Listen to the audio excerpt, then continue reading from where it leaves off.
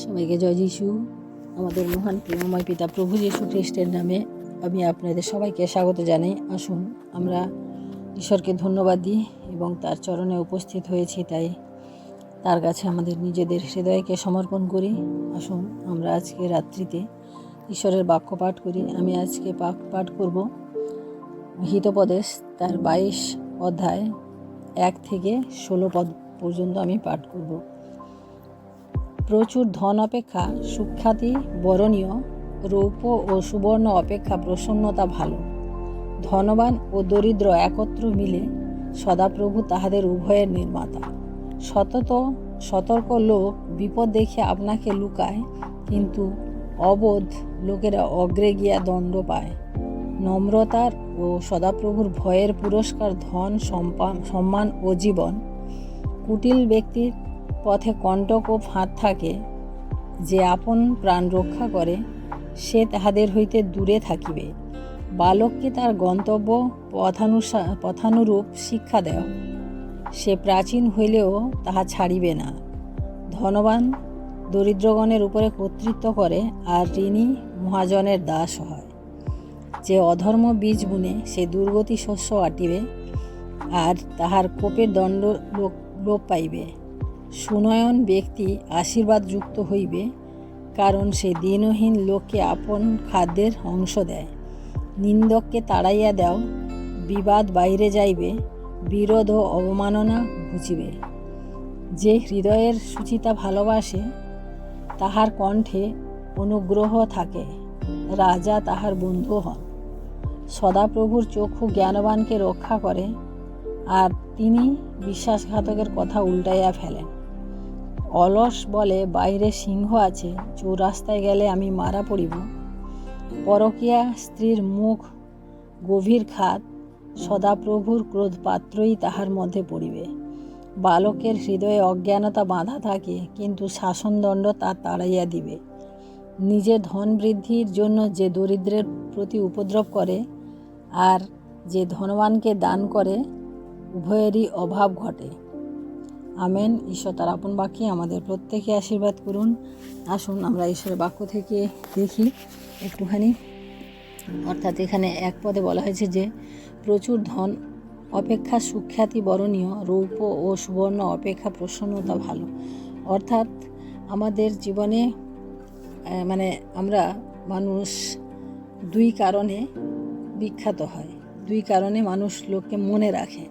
এক হচ্ছে তার ভালো কর্মের জন্য, আর দ্বিতীয়ত হচ্ছে তার খারাপ কর্মের জন্য। অর্থাৎ হয় খুব ভালো কর্ম করতে হয়, না হলে খুব খারাপ কর্ম করতে হয়। সেইভাবে এখানে বলছে যে প্রচুর ধন সম্পদ থাকলে কিন্তু আমাদেরকে কেউ মনে রাখার চেষ্টা করে না, কারণ ধন সম্পদ আমি কিভাবে অর্জন করেছি সেটার উপরে নির্ভর করে। তাই আমরা যদি ভালো কাজের মাধ্যমে লোকের হৃদয়ে যদি জায়গা করে নিতে পারি, তাহলে আমরা না থাকলেও লোক তার প্রশংসা করবে। অর্থাৎ প্রচুর ধনের থেকে আমাদের সুখ্যাতি বা লোকের কাছে ভালো হওয়া, ভালো মানুষ রূপে পরিচিতি হওয়া, এটা কিন্তু অনেক বেশি ভালো। আর রৌপ্য ও সুবর্ণ অপেক্ষা প্রসন্নতা ভালো। অর্থাৎ সোনা রূপা যত গয়না যত কিছু আপনার কাছে ঐশ্বর্য থাকুক না কেন, যদি আপনি সুখে শান্তিতে না থাকেন, তাহলে কিন্তু কোনো লাভ নেই। ধনবান ও দরিদ্র একত্র মিলে সদাপ্রভু তাহাদের সকলের নির্মাতা। অর্থাৎ বড় লোক, গরিব লোক, কালো সাদা যে রকমই লোক হোক না কেন, প্রত্যেকে নির্মাতা হচ্ছেন সদাপ্রভু ঈশ্বর। সতর্ক লোক বিপদ দেখে আপনাকে লুকায়। অর্থাৎ যারা সতর্ক, তারা বিপদের সময় তারা নিজেদেরকে ঈশ্বরের কাছে নিয়ে চলে যায়, কিন্তু যারা মূর্খ লোক, তারা কি করে বিপদ দেখলে সেখানে নিজে গিয়ে অংশ নেয় এবং পরে দণ্ড পায়। নম্রতার ও সদাপ্রভু ভয়ের পুরস্কার ধন ও সম্মান। যারা নম্র, যারা ঈশ্বরকে ভয় করে, তাদেরকে ঈশ্বর সদা সর্বদা তাদেরকে সুরক্ষা করেন, আশীর্বাদ করেন এবং তাদেরকে উন্নত করেন। কুটিল ব্যক্তি পথে কণ্টক ও ফাঁদ থাকে, সে আপন প্রাণ রক্ষা করে, যে আপন প্রাণ রক্ষা করে তাহাদের হইতে দূরে থাকিবে। অর্থাৎ যারা কুটিল ব্যক্তি তাদের জীবনের পথটাই কণ্টকময়, অর্থাৎ তারা ভালো পথে তারা কখনোই যায় না, কারণ তারা সব সময় অন্যের ক্ষতি করার চেষ্টা করে, তাই তারা নিজের প্রাণকে তারা রক্ষা করতে পারে না।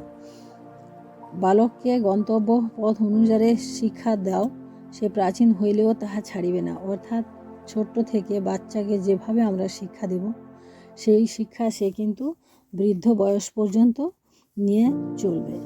ধনবান দরিদ্রের উপরে কর্তৃত্ব করে, আর ঋণী মহাজনকে দাস হয়। অর্থাৎ যারা ধনবান লোক তারা কি করে, গরিবকে তারা ঋণ দেয় এবং তারা মহাজন হয়, আর যারা গরিব থাকে তারা কি হয়, তারা দাসে পরিণত হয়ে যায়।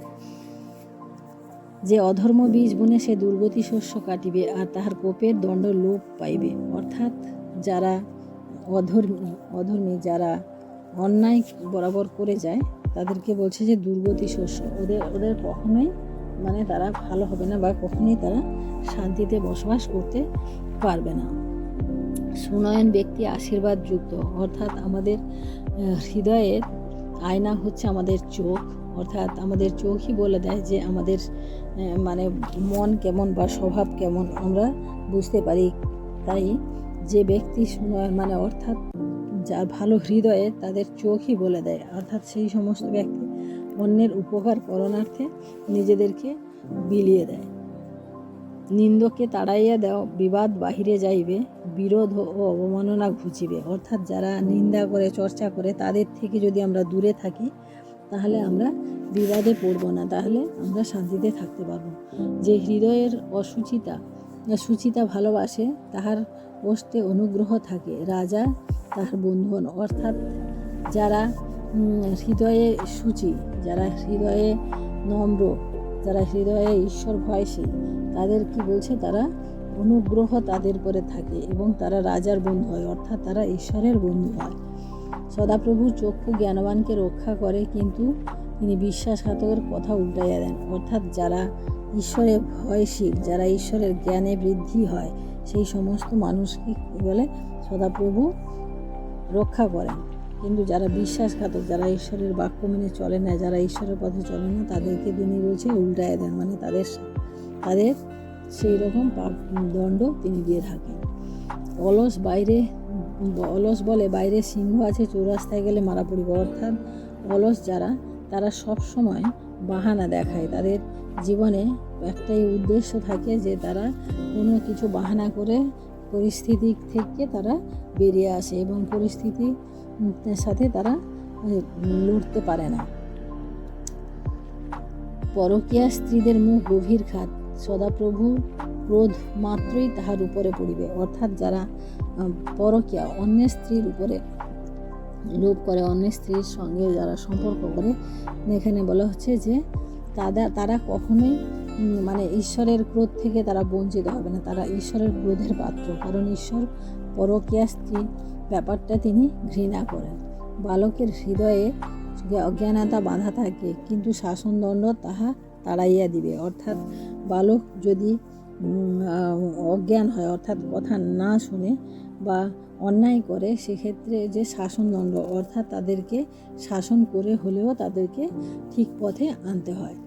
নিজের ধন বৃদ্ধির জন্য যে দরিদ্রদের উপরে উপদ্রব করে আর যে ধনবানকে দান করে, উভয়েরই অভাব ঘটে। অর্থাৎ যারা দরিদ্রকে ঠকায়, যারা দরিদ্রের কাছ থেকে ঠকিয়ে নিজেদের সম্পদ বাড়ায়, ঈশ্বর তাদেরকে ঘৃণা করেন এবং তারা এবং যে ধনবানকে দান করে, উভয়কে বলা হচ্ছে যে উভয়েই সদাপ্রভুর ঘৃণার পাত্র। তাই প্রিয় ভাই বোনেরা, আসুন আমরা এই হিতোপদেশের কিছু বাক্য যা আমাদের জীবনের জন্য আমরা ব্যবহার করতে পারি, আমরা এই বাক্যের দ্বারা আমাদের জীবনের চলা পথকে আমরা মসৃণ করতে পারি, চলার পথে আমরা এই বাক্যকে ব্যবহার করতে পারি। তাই আসুন আমরা রাত্রে আজকে প্রার্থনা করি, আমাদের ঈশ্বরের কাছে আমাদের কিছু নিজেদের বিষয়ে আমরা যাচনা করি এবং প্রার্থনা করি। Hallelujah, hallelujah, hallelujah. মহান প্রেমময় পিতা, তোমার মহানামে ধন্যবাদ প্রশংসা করি প্রভু। আজকের এই সুন্দর সময় প্রভু, আর একটিবার প্রভু তোমার অনুগ্রহ দয়াতে প্রভু আমরা এখানে উপস্থিত হতে পেরেছি, তাই তোমায় ধন্যবাদ করি প্রভু। তোমার এই সুন্দর বাক্যের মধ্য দিয়ে প্রভু আজকে আমরা তোমার বাক্য পাঠ করে প্রভু যে জীবনের যে পথসমূহ আমরা আজকে বুঝতে পারলাম প্রভু, তুমি আমাদেরকে সাহায্য করো এবং তোমার এই বাক্য অনুযায়ী চলতে তুমি সাহায্য করো। শুধু এই বাক্য পাঠ নয়, কিন্তু এই পাঠ করে প্রভু তা মনে রাখার জন্য এবং সেই মন থেকে প্রভু আমরা যখন ব্যবহারিক জীবনে ব্যবহার করতে পারি, তখনই আমাদের জীবনের আসল উদ্দেশ্য সম্পন্ন হয়। তাই প্রভু তুমি আমাদের সাহায্য করো, আমরা যেন এই বাক্য অনুযায়ী চলতে পারি বা চলতে শিখি এবং এই বাক্যকে আমাদের জীবনে মনে রাখতে পারি, কারণ তোমার বাক্য আমাদের জীবন চরণের প্রদীপ। তাই তোমাকে ধন্যবাদ করি প্রভু। তুমি আমাদের সহবর্তী থাকো, আশীর্বাদ করো প্রভু। সমস্ত মহিমা করো, প্রশংসা তোমাকে দিয়ে আমাদের প্রত্যেকের যা যা অসুবিধা রয়েছে, যা যা প্রবলেম রয়েছে প্রভু, তুমি আমাদের সমাধান করো এবং আমাদেরকে সঠিক পথ দেখাও। আমরা কোন পথে গেলে আমাদের সেই সমস্যা থেকে আমরা দূরে থাকতে পারবো, কারণ প্রত্যেক মানুষের জীবনে কম বেশি সমস্যা লেগেই থাকে। সেই সমস্ত সমস্যা থেকে নিজেদেরকে রক্ষা করার জন্য প্রভু আমাদের তোমার কাছে ছুটে যাওয়া উচিত, কারণ তোমার কাছে সমস্ত কিছুর সমাধান রয়েছে। কারণ তুমি আমাদেরকে রক্ষা করবে, আমাদেরকে তুমি সাহায্য করবে এবং তুমি আমাদের জীবনের জন্য তুমি নতুন নতুন পরিকল্পনা করে রেখেছো। তাই তুমি ধন্যবাদ করি প্রভু। তুমি আমাদেরকে রক্ষা করো, আশীর্বাদ করো। আজকে রাত্রিভর তোমার হস্তে রাখি, আমাদের সমস্ত সারা রাত্রির সুরক্ষা তুমি আমাদেরকে প্রদান করো। তোমার অনুগ্রহ দয়াতে তুমি ধরে রাখো। তোমার সারাদিনের ভুল ত্রুটি অপরাধ তুমি ক্ষমা করো, আমাদের সঙ্গে সঙ্গে থাকো, আশীর্বাদ করো। এই বিনতি প্রার্থনা চাই আমাদের মুক্তিদাতা ত্রাণকর্তা প্রভু যীশু খ্রিস্ট তোমারই নামে, আমেন। সবাইকে জয় যিশু। সবাই ভালো থাকবেন, সুস্থ থাকবেন। আজকে রাত্রি সবার শুভ হোক। জয় যিশু।